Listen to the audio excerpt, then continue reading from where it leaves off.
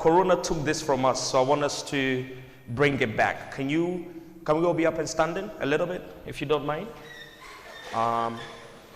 And leave the comfort of your seat and say hi to someone. Just give somebody a high five. If they're really nice, give them a hug or something. Say something nice to them. It's not bad at all. We couldn't do this during Corona, right? Fantastic. Do it for like 2 minutes. No pressure. Hug someone. Hug someone. This is a time to get your crush, you know. Finally ask for their number.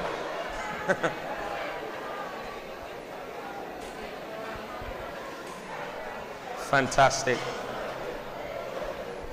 All right. All right.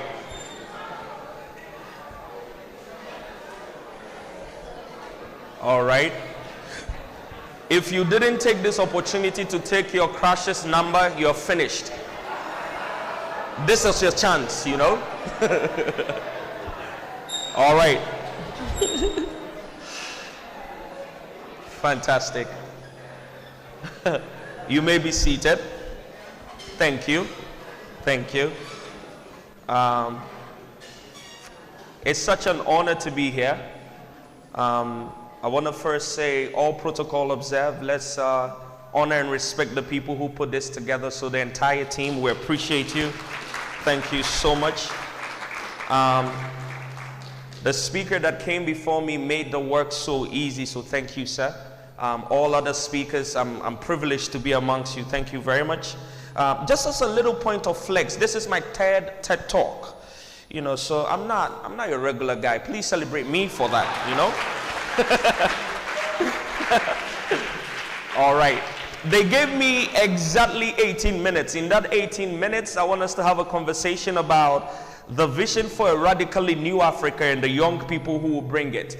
But of course, we're going to have that conversation on top of big changes with small acts, and we see how that goes. So follow me. The person who's working with me, this is not necessary. They already read a little bit of a bio, so it's okay. The first thing I want us to do is ask ourselves a question. And the question is pretty simple. How did Africa get here? Because in order for us to fully grasp where we're going, we need to understand where we've come from. And I want to take you on a journey. Over the couple past years, the team and I have been doing some research to try and understand what really happened. In fact, for a lot of us, when we hear about Africa, the history that we remember is the history of slavery. Unfortunately, our education, and I get into trouble a lot of times for this, our education is a little bit I cannot use the right word. They're educators here. I don't want them to have my head. But I know more about Gordon Gurgesbeck than I do about Kwame Nkrumah, and that's a mismatch, right? Follow me and let's have a conversation. The thing that we've been looking at is to try and put into a framework how we can understand how Africa got here. And we came up with a theory called the 5 gates theory. And the idea is to give you 5 main reasons. This might not be all the reasons. There might be other things as well. But as you go through it, you will see that a lot of our problems are actually connected to this. How did Africa fall? Because you've heard a lot of people say Africa rising. It would then imply that Africa at some point had to fall. So why and how did Africa fall? Well, the first thing that happened with us was the African diversity.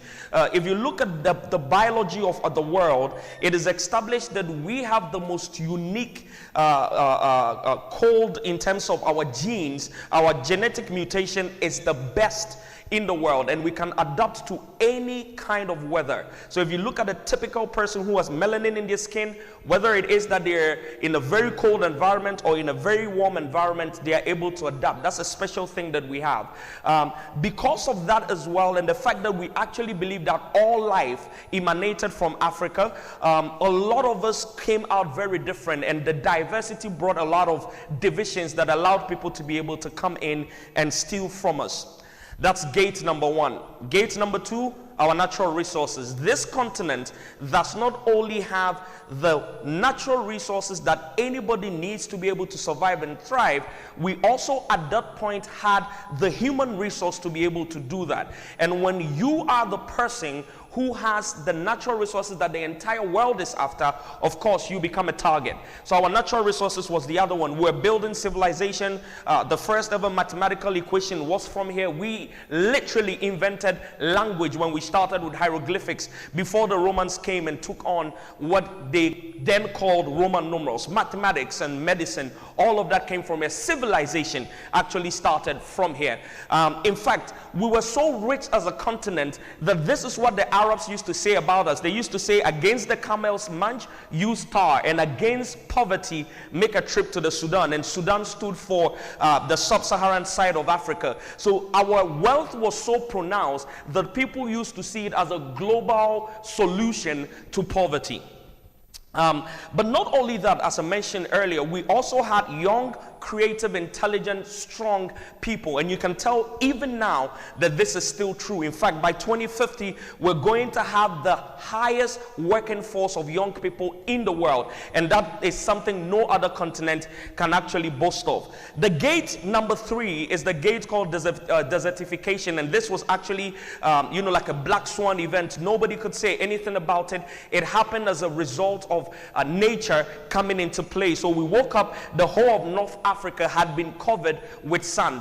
Our history, our resources, and so people started large movements in terms of migration, and that also really affected us.